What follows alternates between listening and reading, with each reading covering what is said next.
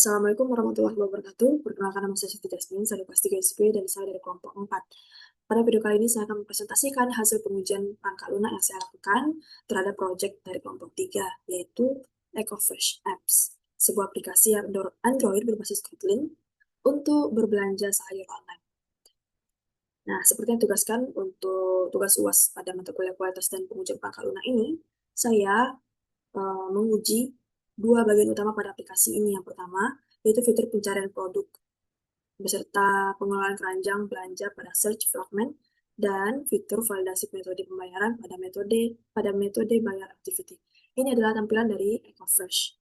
Nah, pada tampilan ini yang akan saya uji. Tualnya untuk flow-nya itu seperti ini. Dan saya juga akan menguji pada tampilan metode pembayaran. Oke, lanjut. Unit yang pertama kali saya uji adalah search fragment, tepatnya pada metode onViewPage dan juga update chart bar, yang mana fungsinya itu bertanggung jawab untuk menampilkan hasil pencarian produk, mengolah jumlah produk yang dipilih pengguna, serta menghitung total harga yang ditampilkan pada chart bar di bagian bawah layar nantinya. Unit kedua itu pada metode bayar activity, tepatnya pada metode onCreate, yang menangani validasi metode pembayaran yang dipilih pengguna sebelum melanjutkan proses checkout. Saya memilih kedua fitur ini alasannya karena menurut saya keduanya ini merupakan hal yang penting. Nah, dalam sebuah proses transaksi aplikasi, itu mulai dari pengguna memilih produk sampai dengan menyelesaikan pembayarannya. Sehingga ini penting ya, sangat penting untuk dipastikan bahwasannya aplikasi ini bebas dari bug dan berjalan sesuai spesifikasi. Kita beralih ke laporan. Nah, pada tahap static unit testing, saya melakukan review kode tanpa menjalankan program. Mencakup 4 aspek, diantaranya ada kualitas kode, struktur program, validasi dan error handling, dan yang terakhir adalah dokumentasi. Saya mereview total 112 baris kode dari kedua unit tersebut menggunakan checklist yang telah disediakan. Dari hasil review, saya menemukan 7 defect dengan defect density sebesar 6,25%, dengan 2 diantaranya berseverity high, 3 medium, dan 2 low. Temuan yang paling signifikan adalah yang pertama, nilai markup harga sebesar 1,3 itu langsung ditulis pada hardcode langsung di dalam metode update chart bar-nya. Dari sini langsung dituliskan tanpa konstanta atau penjelasan. Yang kedua, ada data mock produk dipanggil berulang kali sehingga menyebabkan duplikasi logika. Dan yang paling kritis adalah tidak ada validasi maupun try catch saat parsing harga produk, sehingga berisiko menyebabkan adanya crash atau number format exception saat runtime. Saya juga memiliki dokumentasi.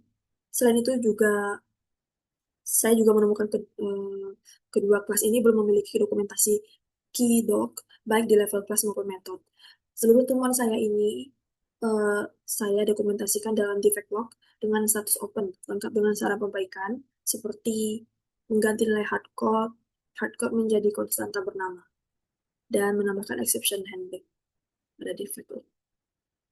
Kemudian kita ke tahap dynamic testing, unit testing. Di sini saya menggunakan pendekatan control flow testing dan data flow testing. Karena tools yang kami gunakan yaitu kelompok 4 menggunakan tools Cypress, di mana tools ini tidak mendukung pengujian atau testing pada native Android atau Kotlin secara langsung. Jadi saya memutuskan untuk membuat EcoFresh versi simulator berbasis web, di mana logika dari search fragment dan juga metode bayar activity itu tidak dirubah alur logikanya sama sekali, alias masih asli dari seperti yang kelompok 3 berikan awalnya. Nah, sehingga pengujian dinamis tetap bisa dilakukan secara otomatis melalui browser atau sesuai dengan yang Cypress bisa. Saya menguji 5 unit turunan dari kedua fitur tersebut, mulai dari increase quantity, decrease quantity, update chart, render filter, sampai dengan event pay button. Di mana dengan coverage unit 100%. Dari perhitungan cyclomatic complexity, unit paling kompleks adalah update chart dengan nilai CC, yaitu sama dengan 3. Ini yang paling tinggi, karena memiliki percabangan kondisi keranjang kosong sekaligus perulangan untuk mengakumulasi total harga. Saya membuat control flow graph dan data flow graph untuk masing-masing unit, kemudian menentukan basis path, dan pasangan dev use sebagai dasar penyusunan test case. Dari total 15 test case itu, saya mendapati ke-15-nya itu berhasil diimplementasikan. Dan seluruhnya dan mencakup 10 basis path control flow testing dan 7 pasangan data flow testing. Saya juga melakukan mutation testing secara manual dengan menerapkan 5 mutasi pada logika unit 2, unit 3, dan unit 5. 4 mutan berhasil terdeteksi atau terbunuh oleh test case yang ada. Sementara 1 mutan pada unit ketiga itu tidak terdeteksi karena termasuk kategori equivalent mutan. Sehingga mutation score yang saya peroleh adalah 80% yang menunjukkan test suite yang saya buat cukup kuat untuk mendeteksi perubahan logika. Lanjut pada functional testing, saya menggunakan pada functional testing, saya menggunakan pendekatan black box dengan kombinasi 3 teknik, equivalent, di antaranya ada equivalent positioning dan boundary value analysis untuk menguji input kata kunci pencarian dan batas nilai quantity produk, decision table testing untuk menguji validasi pembelian metode pembayaran, serta state-based testing untuk menguji transisi tampilan chat bar antara kondisi tersembunyi dan tampil.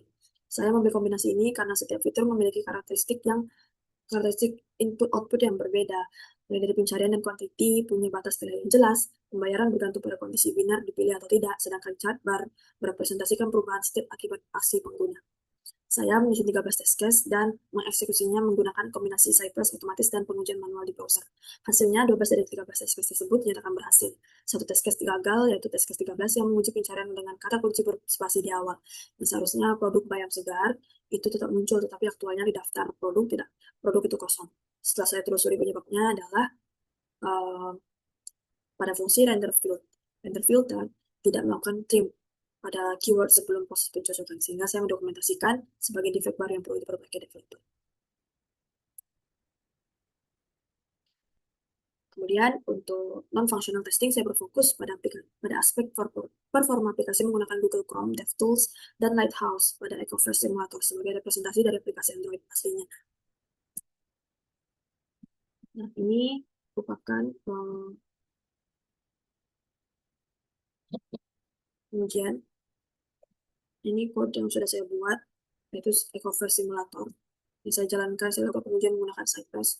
Saya ada 15 test case, dan dari ke-15-nya itu berhasil dilakukan. Mulai dari membuka halaman utama, mencari produk bayam, menampilkan pesan ketika produk tidak dikemukakan, sampai dengan menghitung total beberapa produk.